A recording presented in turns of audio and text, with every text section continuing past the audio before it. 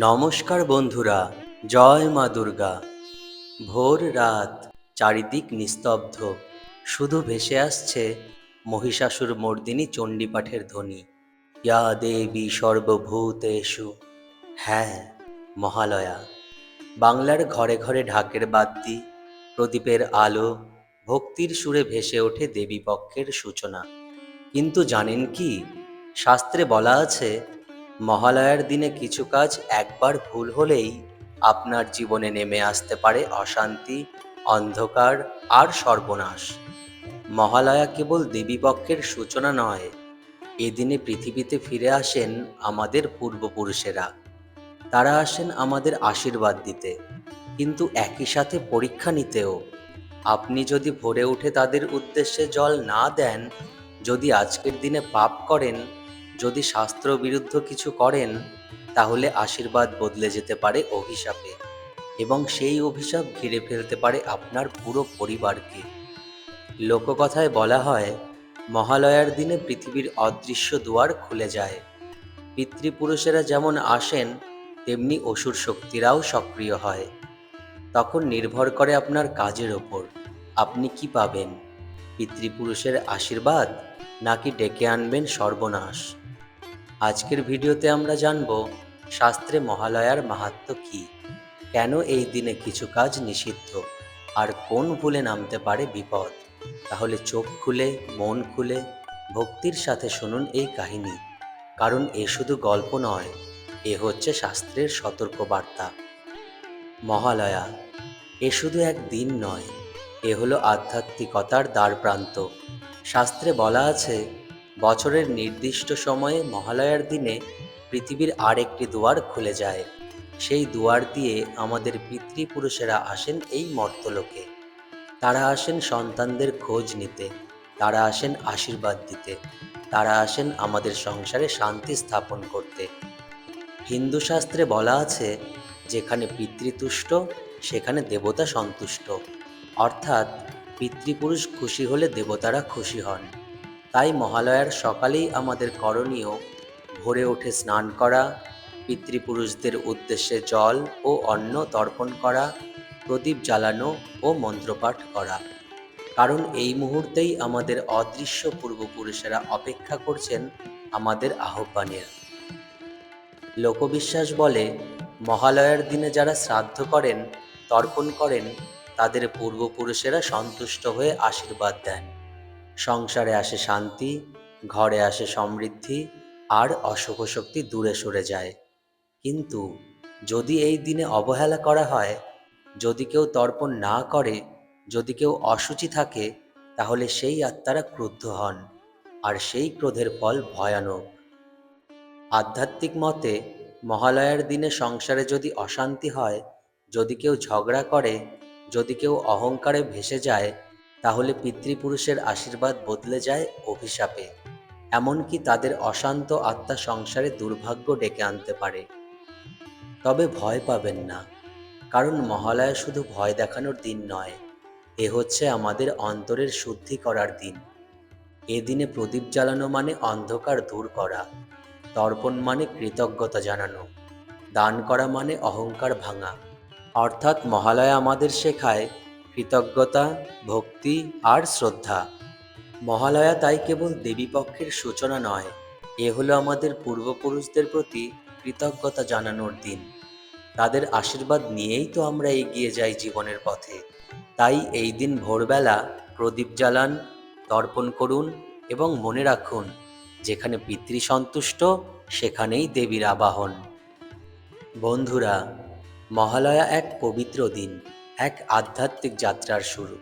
কিন্তু শাস্ত্র স্পষ্ট বলছে, যদি এই দিনে কিছু ভুল করা যায়, যদি অবহেলা করা হয় নিয়মকানুন, যদি মানুষ লোভে বা অহংকারে ভেসে যায়, তাহলে নেমে আসতে পারে সর্বনাশ। হ্যাঁ, মহালয়ার দিনে অশুভ শক্তির সক্রিয়তা বেড়ে যায়। পিতৃপুরুষ যদি রুষ্ট হন, তাহলে সংসার জুড়ে দেখা যায় অশান্তি। শাস্ত্রমতে মহালয়ার দিনে করা কিছু ভুল ঘটাতে পারে এই বিপদ: সংসারে অশান্তি, হঠাৎ অর্থহানি, রোগ শোকের আগমন, পারিবারিক কলহ, এমনকি সন্তানের জীবনে দুর্ভাগ্য। এক পুরনো লোককথা শোনানো হয়, এক গ্রামে এক পরিবার মহালয়ার দিনে তর্পণ না করে উৎসবে মেতে ওঠে। তাদের বিশ্বাস ছিল, একদিন বাদ দিলেই বা কী হবে। কিন্তু তারপর থেকেই সেই পরিবারে শুরু হয় অশান্তি, ব্যবসায় ভাঙন, ঘরে অসুখ, আর সন্তানদের পড়াশোনায় ব্যর্থতা। কেউ বুঝতেই পারল না কারণ। ১ বছর পর এক সাধু এসে বললেন, তোমরা মহালয়ার দিনে পিতৃপুরুষদের অবহেলা করেছ, তাদের আশীর্বাদ না নিয়েই উৎসবে মেতেছিলে, তাই তোমাদের জীবনে নেমে এসেছে এই সর্বনাশ।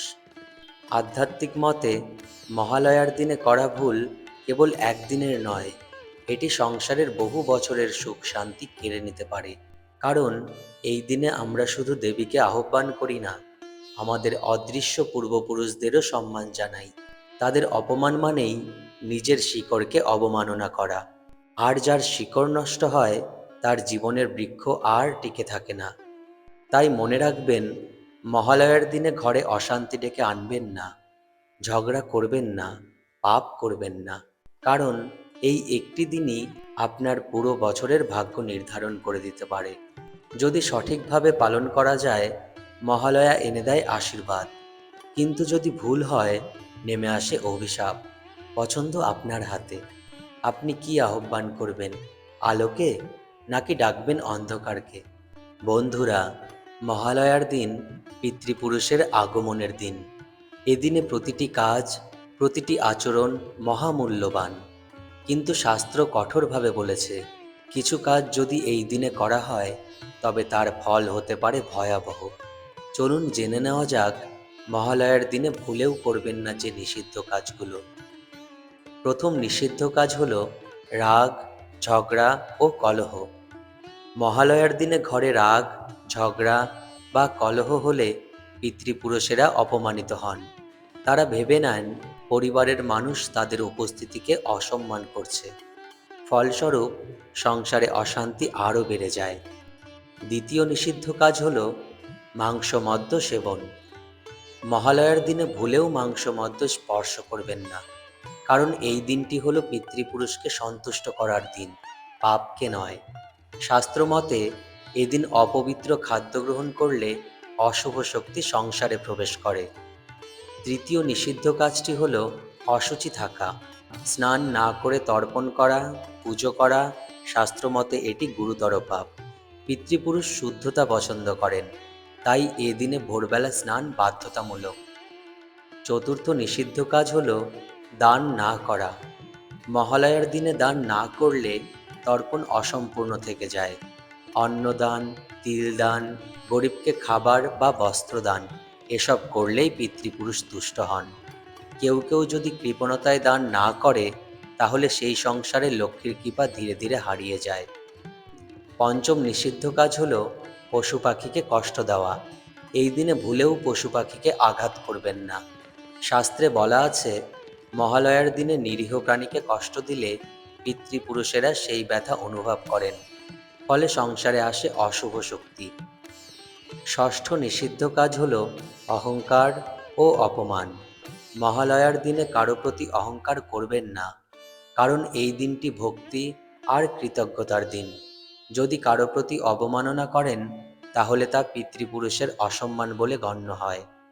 এই হলো সেই নিষিদ্ধ কাজগুলো, যা মহালয়ার দিনে একবারও করা যাবে না। না হলে সুখ শান্তি, সমৃদ্ধি সব কিছু হারিয়ে যেতে পারে। তাই মনে রাখুন, মহালয়া মানে কৃতজ্ঞতা, ভক্তি ও শুদ্ধতা, পাপ নয়। আলোকে ডাকুন এই দিনে। বন্ধুরা, মহালয়া কেবল নিষিদ্ধ কাজ এড়িয়ে চলার দিন নয়, এদিনে সঠিক কিছু করলেই জীবনে আসে শান্তি, সমৃদ্ধি আর পিতৃপুরুষের আশীর্বাদ। শাস্ত্রে বর্ণিত আছে, ভোর থেকে রাত পর্যন্ত কিছু বিশেষ করণীয় আছে, যা করলে আপনার ঘরে আসবে আলো, অর্থ, সুখ ও ভক্তি। চলুন জেনে নেওয়া যাক, মহালয়ার দিনে কি কি করলে আশীর্বাদ নিশ্চিত হয়। প্রথম করণীয়, ভোরে ঘুম থেকে ওঠা ও শুদ্ধ স্নান। মহালয়ার মূল সূচনা ভোরের অন্ধকার ভেদ করেই। এদিন ভুলেও দেরি করে ঘুমাবেন না, সূর্যোদয়ের আগে উঠুন।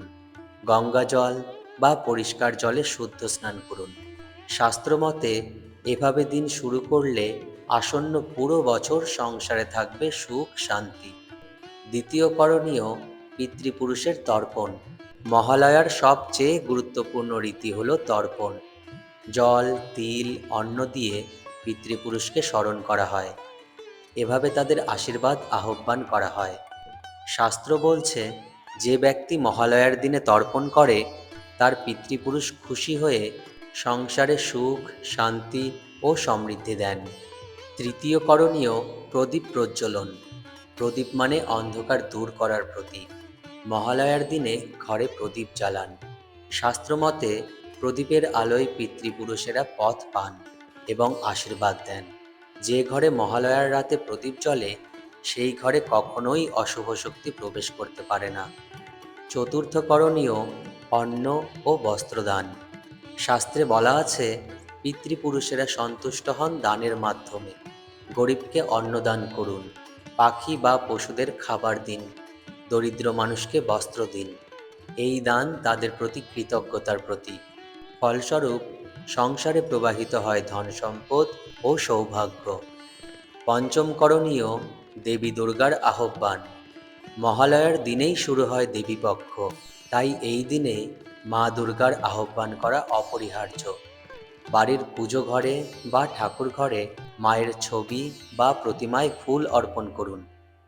মনে ভক্তি নিয়ে উচ্চারণ করুন, ইয়া দেবী সর্বভূতেষু। এতে ঘরে প্রবেশ করবে দেবী দুর্গার শক্তি। ষষ্ঠ করণীয়, পিতৃপুরুষ স্মরণ ও প্রার্থনা। এই দিনেই স্মরণ করুন যারা আমাদের ছেড়ে চলে গেছেন। তারাই আসলে আমাদের জীবনের ভিত্তি। তাদের উদ্দেশ্যে নীরবে প্রার্থনা করুন, কৃতজ্ঞতা জানান। শাস্ত্র বলছে, যদি মহালয়ার দিনে পিতৃপুরুষকে আন্তরিকভাবে স্মরণ করা যায় তাহলে তারা সন্তুষ্ট হয়ে সংসারের সব বাধা দূর করে দেন। বন্ধুরা, মহালয়ার দিনে নিষিদ্ধ কাজ এড়িয়ে চলুন আর এই করণীয়গুলো করুন আন্তরিকভাবে।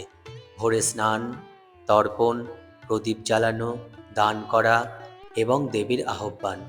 এসব করলে আপনার সংসারে নামবে পিতৃপুরুষের আশীর্বাদ, আর সেই আশীর্বাদে কেটে যাবে জীবনের সব অন্ধকার। বন্ধুরা, মহালয়া শুধু এক পুজো নয়, এ এক অদ্ভুত রহস্যের দিন। লোককথায় বলা হয়, এই দিনে পৃথিবীর দুয়ার খুলে যায়। পাতাল থেকে স্বর্গ, সব জগৎ এক সুতোর বাঁধনে যুক্ত হয়। আর সেই সময়েই আমাদের পিতৃপুরুষেরা আসেন পৃথিবীতে, আমাদের ঘরে, আমাদের আঙিনায়, আমাদের হৃদয়ে। প্রাচীন লোকবিশ্বাসে বলা হয়, মহালয়ার রাতে আত্মারা অদৃশ্য পথে নেমে আসেন। কেউ মোমবাতির আলোয় তাদের উপস্থিতি টের পান, কেউ আবার স্বপ্নে দেখেন প্রিয়জনকে। এই রহস্যময় আগমনের মধ্যেই লুকিয়ে আছে আশীর্বাদ আর সতর্কতা। শাস্ত্রে বলা আছে, কিছু আত্মা দেহত্যাগের পরেও মুক্তি পায় না। তারা ঘোরে পৃথিবীতে, অশান্তিতে। মহালয়ার দিনে তাদের মুক্তির সুযোগ আসে। তাই এদিন তর্পণ ও দান করলে অসংখ্য আত্মা মুক্তি পেয়ে আশীর্বাদ দেন জীবিতদের। মহালয়ার সাথে জড়িত আছে দেবী দুর্গার পৃথিবীতে আগমনের কাহিনী। লোকবিশ্বাসে বলা হয়, এই দিনেই দেবী মর্তে পা বাড়ান। মহিষাসুর বধের জন্য তার যাত্রা শুরু হয়। ঢাকের বাদ্যি, চণ্ডীপাঠ আর প্রদীপের আলো সবই তার আগমনের পথকে আলোকিত করে। লোকমুখে শোনা যায়, মহালয়ার রাতে শ্মশান ভরে যায় আত্মাদের ভিড়ে। শ্মশানে প্রদীপ জ্বালালে বা পিণ্ডদান করলে অশান্ত আত্মারা শান্তি পায়। কিন্তু কেউ যদি অশ্রদ্ধা করে হাসি ঠাট্টা করে তাহলে সেই আত্মারা রুষ্ট হয়ে অভিশাপ দেন। আধ্যাত্মিক মতে মহালয়া হল জীবনের অস্থায়ী সত্য উপলব্ধি করার দিন। মৃত্যু মানে শেষ নয়, আত্মা কেবল রূপ বদলায়।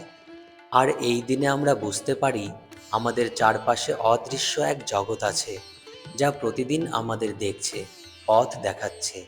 তাই মহালয়া মানে শুধু পুজো নয়, এ এক আধ্যাত্মিক যাত্রা, অন্ধকার থেকে আলোর পথে।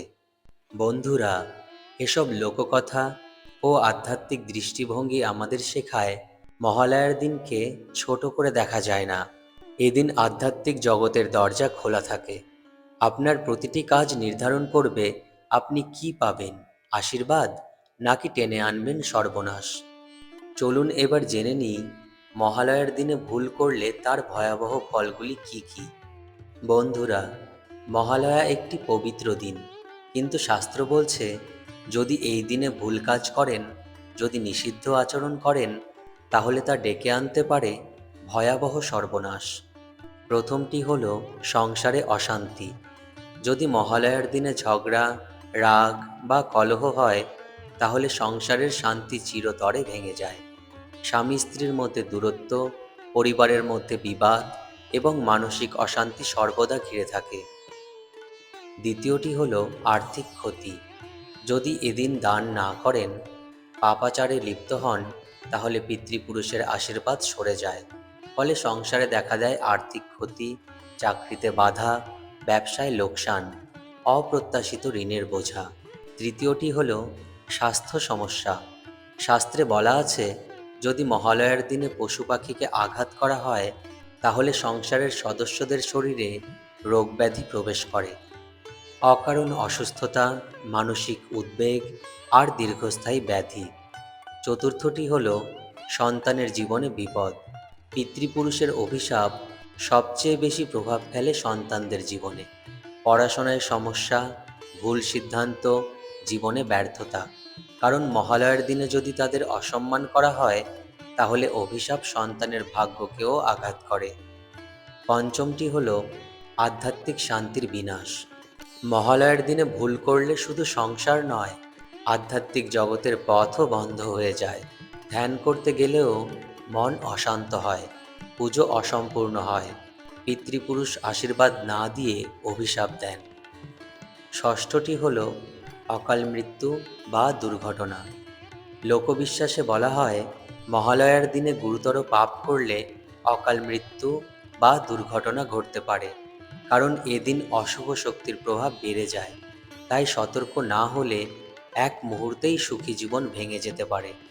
মনে রাখবেন, মহালয়ার দিনে প্রতিটি কাজের ফল বহু গুণে প্রতিফলিত হয়।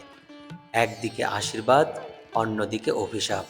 আপনার কাজই নির্ধারণ করবে আপনি কি পাবেন, শান্তি, সমৃদ্ধি আর আলো, নাকি সর্বনাশ, অন্ধকার আর অভিশাপ।